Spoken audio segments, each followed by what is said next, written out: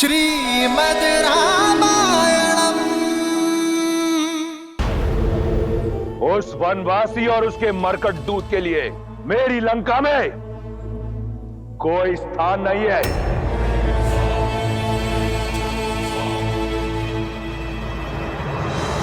बहुत धैर्य से काम लेना अंगद। आवेश में लिया हुआ निर्णय अनुचित सिद्ध होता है।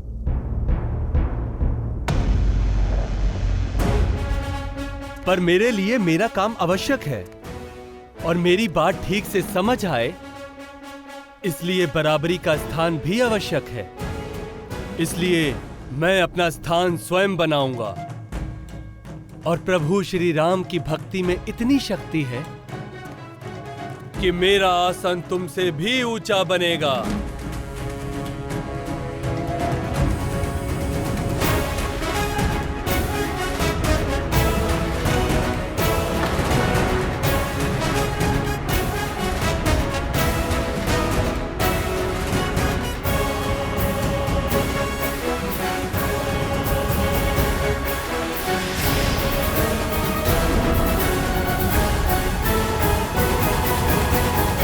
जय श्री राम।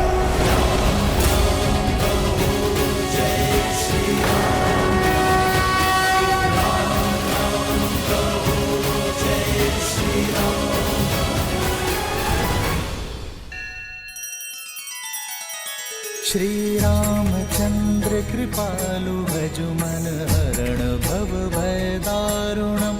नव कंज लोचन कंज मुख कर कंज पद कंजारुणम। सिया राम सिया राम सिया राम सिया राम। आदर्श और मर्यादा की है ये कथा महापावनम।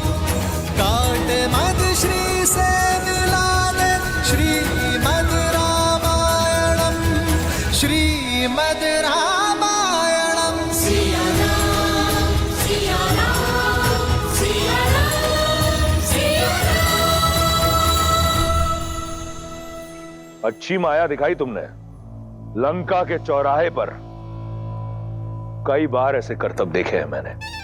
क्या लगा तुम्हारे राम को मुट्ठी भर वानरों सहित सागर पर सेतु बांध लेगा तो इस संसार में उसकी जय जयकार होगी? सागर तो पंछी भी लांग लेता है, परंतु मैं वो दशानन हूं जिसे स्वर्गलोक तक जाने के लिए भी किसी सेतु की आवश्यकता नहीं होती।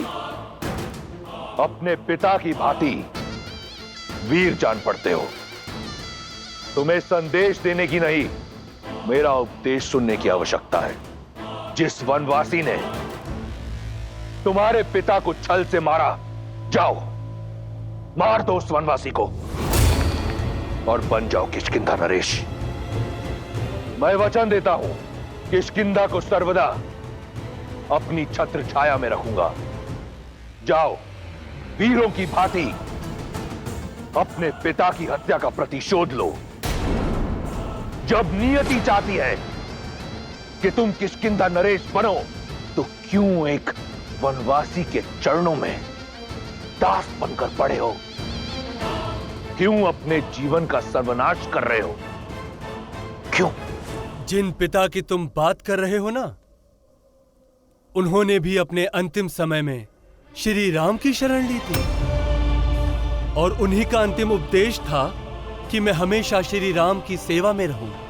उन्हें अपनी भूल का आभास होने में विलंब हुआ, पर तुम मेरे पिता के मित्र हो इसीलिए समझाता हूं, तुम विलंब ना करो, अन्यथा पछताने के लिए उतना समय भी नहीं मिलेगा जितना मेरे पिता को मिला। मौन रहो वानर।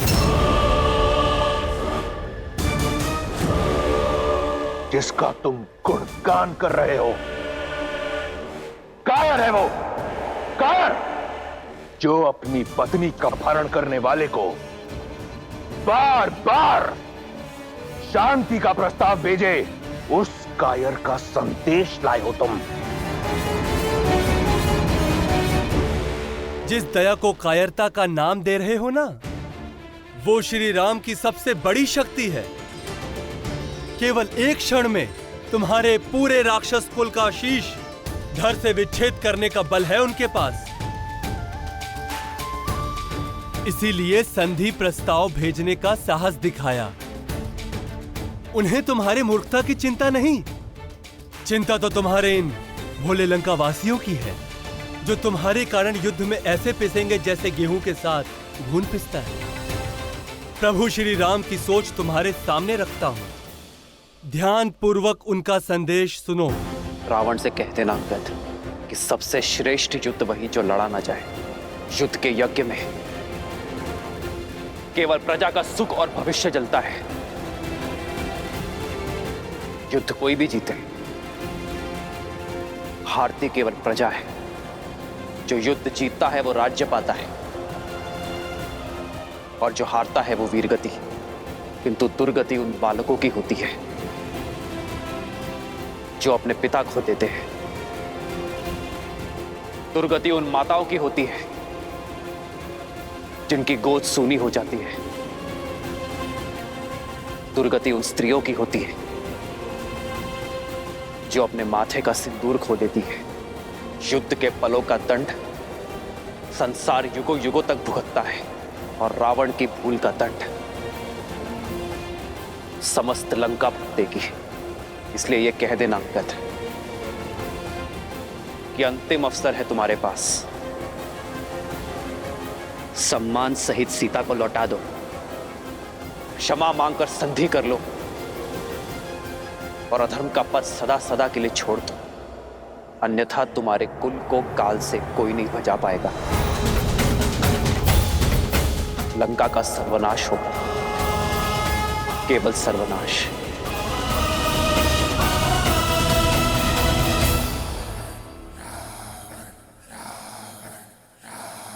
तुमने मेरी आंखें खोल दी अंगद।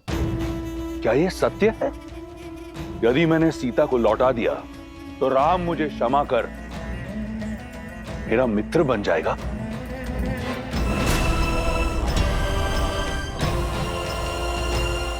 वो सेना जिसने चारों ओर से लंका को घेर रखा है, वो लौट जाएगी? मुझे विश्वास नहीं होता।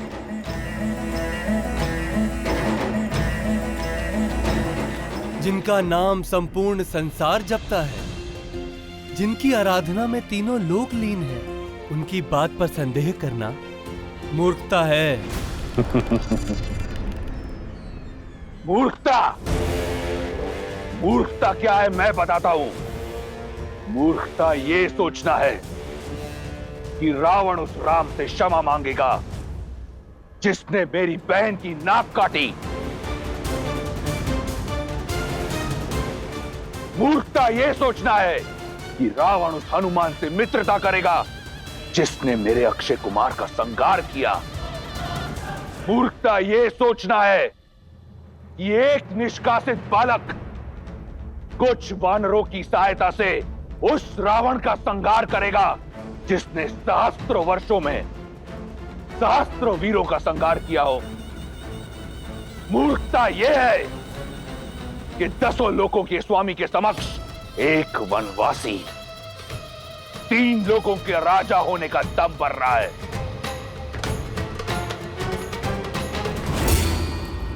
अब ध्यान से सुनना, कह देना उस ढोंगी पाखंडी वनवासी से कि मैं उसे ऐसी मृत्यु दूंगा कि स्वयं काल भी भयभीत हो जाएगा।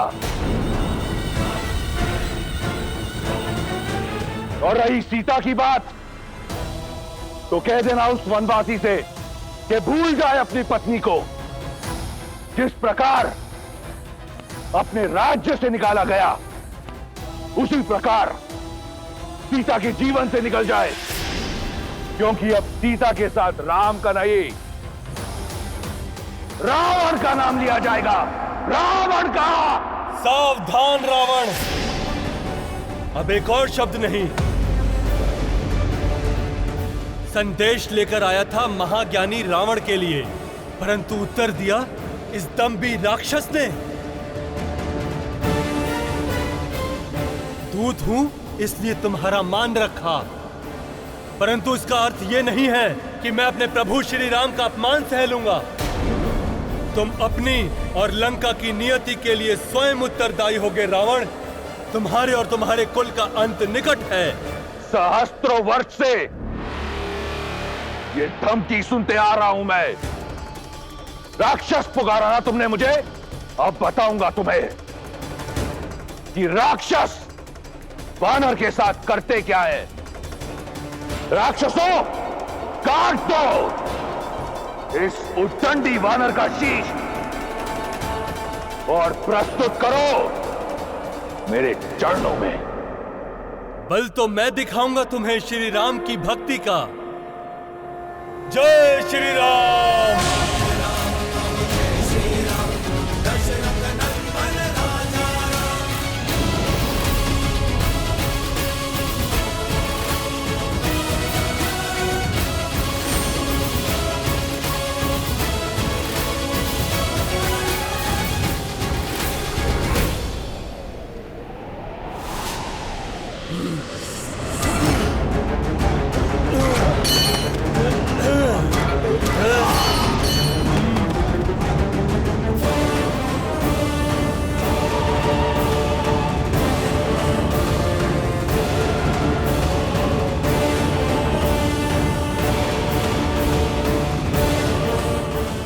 मैं बाली पुत्र अंगद, किष्किंधा का युवराज, प्रभु श्री राम का दूत, यहां खड़े हर एक वीर को ललकारता हूं। यदि तुम में से कोई भी मेरे पांव को लेश मात्र भी हिला पाया तो सौगंध है मुझे प्रभु श्री राम की, पूरी वानर सेना बिना लड़े लौट जाएगी।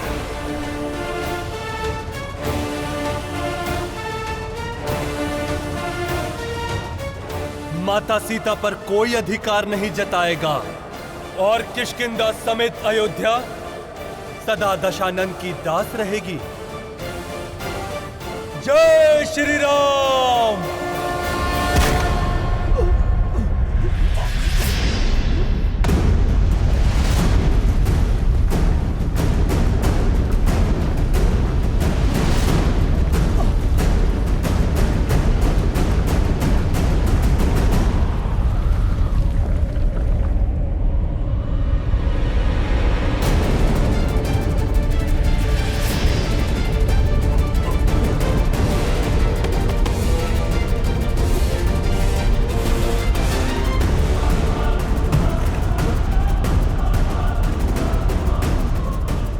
ये कैसा भूचाल है? भूचाल का तो पता नहीं।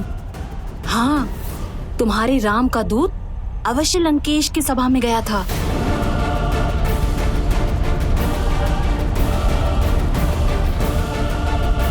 प्रभु, ये कंपन कैसी? लगता है रावण ने अंगद के सामने मर्यादा लांघने की भूल कर दी। अंगद कुशल तो होगा ना? महाराज सुग्रीव, वीर बाली का पुत्र है वो और मेरा शिष्य है, और प्रभु श्री राम का शेष कवच है उस पर। विश्वास रखिए महाराज, अंगद जिनके कार्य के लिए निकले हैं उसकी रक्षा भी वही श्री राम ही करेंगे।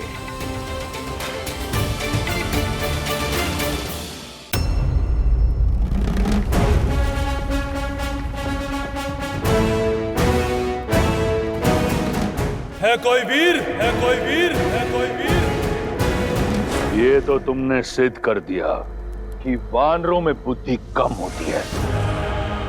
आज ये भी सिद्ध हो जाएगा कि तुम में बाली का शौर्य नहीं।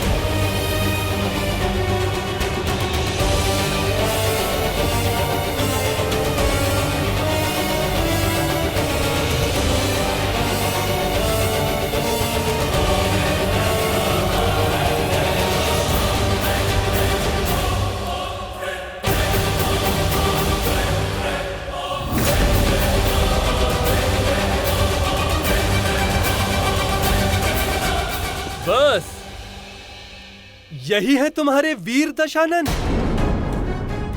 इनके दम पर 10 दिशाओं में डंका बजाने का सोच रहे थे। मौन हो जाओ मूर्ख वानर। अभी तुम इस योग्य नहीं हो कि इंद्रजीत के समक्ष अपनी उपलब्धियों का बखान करो।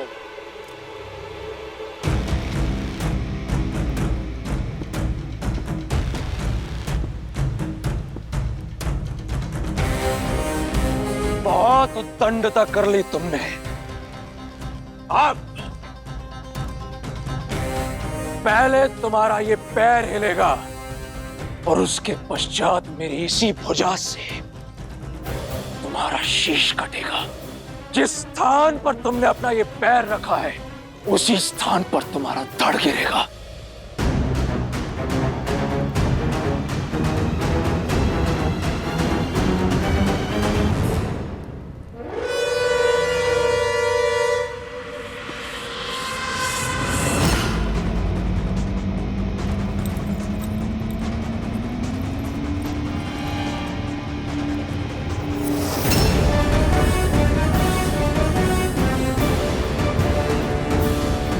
इंद्रजीत आदिक बलवाना, हर्षि उठे जहाँ तह भटकाना। झपटहि करि बल विपुलो पाई, पद न डरई बैठहि सिरुनाई। सुनहु सुभट सब कह दस सीसा, पद कहि धरनि पछारहु कीसा। भूमि न छाड़त कपि चरत, देखत रिपु मद भाग।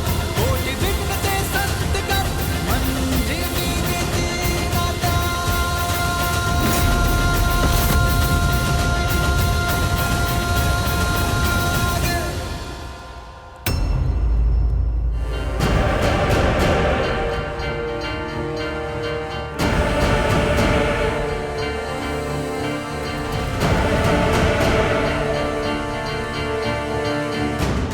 इंद्रजीत? कौन से इंद्र को जीता है? या किसी छोटे बालक को धक्का देकर उसका नाम इंद्र रख दिया था?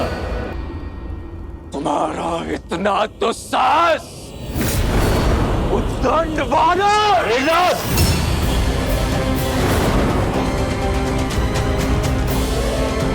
इसका वध होगा, तुम्हारे हाथों से होगा, परंतु इसकी चुनौती का उत्तर देने के बाद।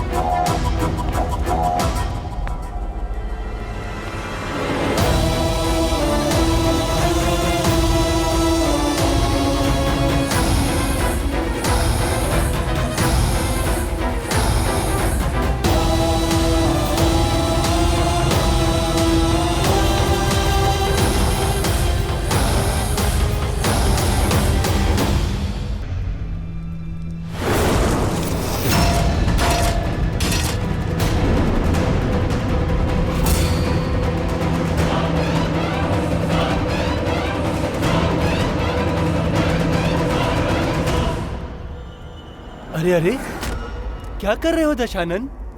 दूत के पांव नहीं पकड़ते। अब पैरों में गिरना ही है तो जाके श्री राम के पैरों में गिरो। कदाचित अधिक और गिरने से बच जाओगे। तुम्हारे पूरे कुल का उद्धार हो जाएगा। सुना है सर्वज्ञानी हो, तो तनिक सोचो। जिनके एक दूत ने तुम्हारी पूरी लंका जला डाली और जिनके दूसरे बालक दूत ने तुम्हारे सभी वीरों को अपने पैरों में झुका दिया, तो सोचो, जब स्वयं प्रभु श्री राम यहां आएंगे तो क्या होगा? तुमसे अधिक तो तुम्हारा मुकुट बुद्धिमान है। श्री राम की महानता के आगे झुक गया।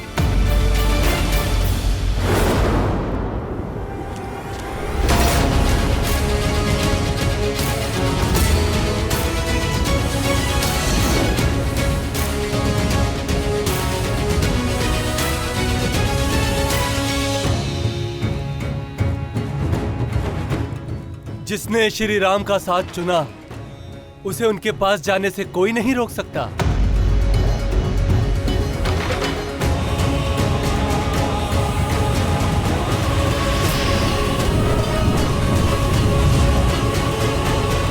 प्रभु श्री राम, वो क्या आ रहा है?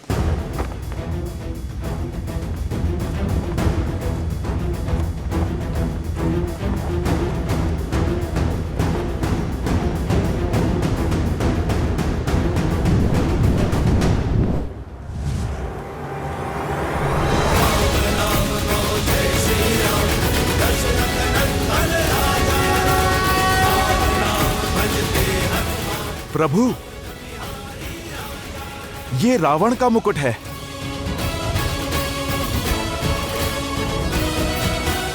रावण का मुकुट?